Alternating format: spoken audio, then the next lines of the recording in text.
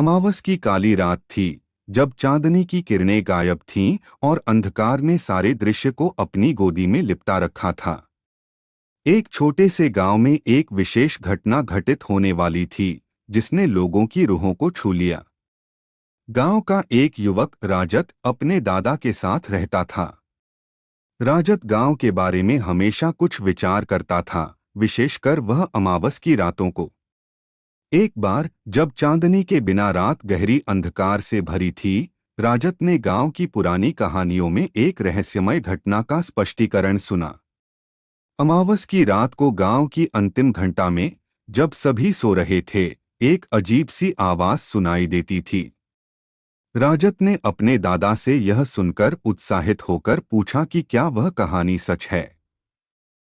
दादा ने कहानी की शुरुआत की। कई साल पहले गांव में एक वृद्ध आदमी रहता था जिसका नाम धर्मपाल था। वह अपने जीवन में बहुत से सवालों का सामना कर रहा था और उसने वेदों के अध्ययन के लिए अपना जीवन समर्पित कर दिया था। एक अमावस की रात धर्मपाल ने गांव के साथियों को बताया कि वह अपने आत्मा को परमात्मा से मिलाने के लिए तपस्या करने का निर्णय लिया है। वह वन में गया और वहां अनेक दिनों तक तपस्या की।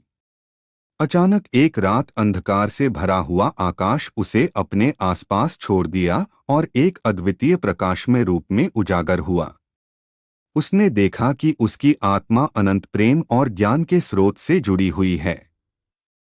धर्मपाल ने गांव को इस अनुभव से अवगत कराया और वह विशेष ज्ञान का धारी बन गए।